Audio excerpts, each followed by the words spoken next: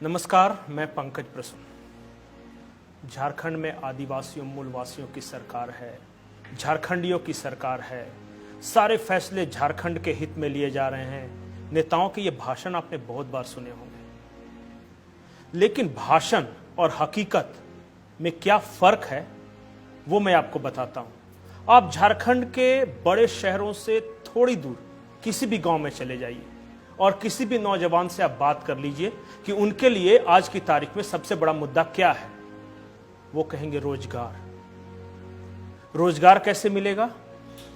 सरकार ने जो पॉलिसी बनाई है उसके चंद बिंदु मैं बताता हूं, आप सब कुछ समझ जाएंगे कि झारखंडी हित में है ये या झारखंडियों का अहित कर रही है। सबसे पहले सरकार नीति लेकर आई कि बिना खतियान का जातीय और आवासीय प्रमाण पत्र बनेगा। फिर कहा कि बिना खतियान के जमीन की रजिस्ट्री होगी।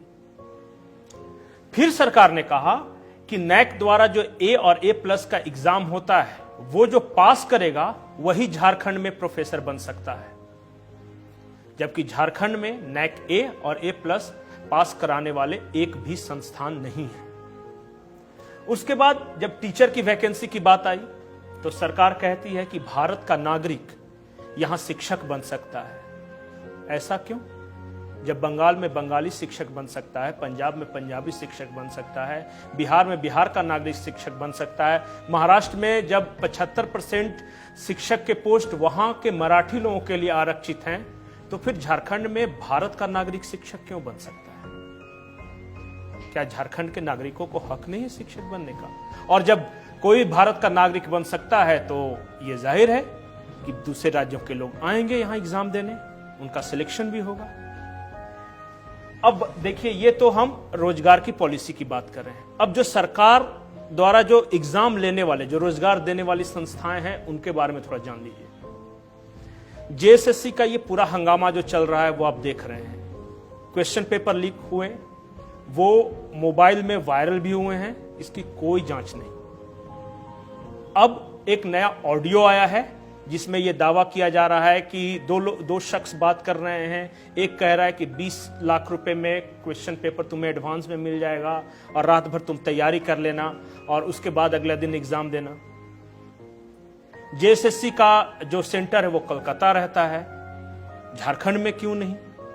कोलकाता की क्या जरूरत थी? ये JSSC है, एक JPSC है।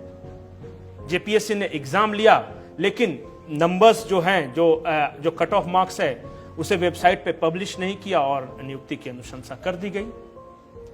कैटेगरी वाइज भी पब्लिश नहीं हुआ। ये है नीति,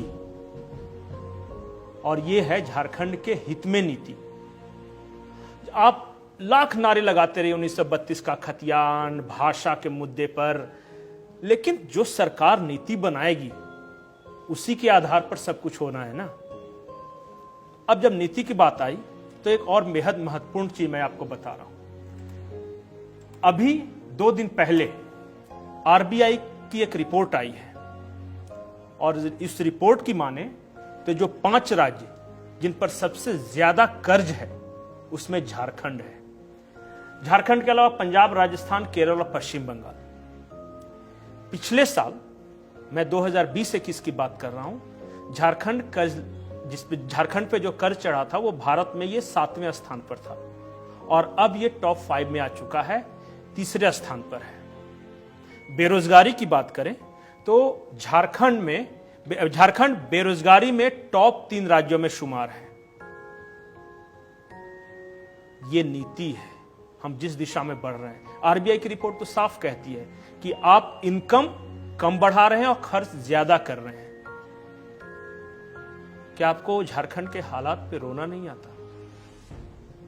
ये जो नेता है ना, वो शिगुफा छोड़ते हैं। जगन्नाथ महतो ने आज कोई बयान दे दिया, एक जयराम महतो हैं, वो एक आंदोलन को लेकर आगे बढ़ गए, फिर कोई पार्टी का कुछ नेता बोल दिया, हम सब उलझ जाते हैं। हम नीति की बात नहीं करते, हम नेताओं के भाषण की बात करते हैं कि किसने क्या कहा है, जबकि बात होनी चाहिए नीति की। मैं शिक्षा से जुड़े एक बड़े अधिकारी से बात कर रहा था, उनका नाम लेना उचित नहीं होगा, उनसे मैंने पूछा कि सर क्या सचमुच झारखंड में 56,000 शिक्षकों की बहाली होगी, क्योंकि शिक्षा मंत्री तो यह दावा कर रहे हैं। उन्होंने हंसते हुए कहा, बहाली निकल भी जाए पर क्या किसी को नौकरी मिलेगी, और क्या बिना कोर्ट गए हुए ये एग्जाम संपन्न होगा? संपन्न होगा तो कोई कोर्ट नहीं जाएगा, इसकी गारंटी है। मैंने कहा ऐसा क्यों? उन्होंने कहा पहले शिक्षा नीति तो बना ले, या जो नियुक्ति नियमावली तो ये बना ले। जिस राज्य की नियुक्ति नियमावली ही नहीं है वहां नियुक्ति होगी कैसे? 2.5 साल बीत गए हैं वादों के भरोसे, अगले 2 साल और हैं। मैं 2 साल इसलिए कह रहा हूं कि अंतिम 6 महीने चुनाव प्रचार होंगे, इलेक्शन वगैरह होंगे, बड़ी बड़ी घोषणाएं होंगी, होना जाना कुछ नहीं है। तो इन 2 सालों में जो वैकेंसी निकले, जो नौकरी मिले, वही हकीकत है, और जो आप हर दिन जो बयानबाजी या भाषण सुनते हैं वो फसाना है। नमस्कार।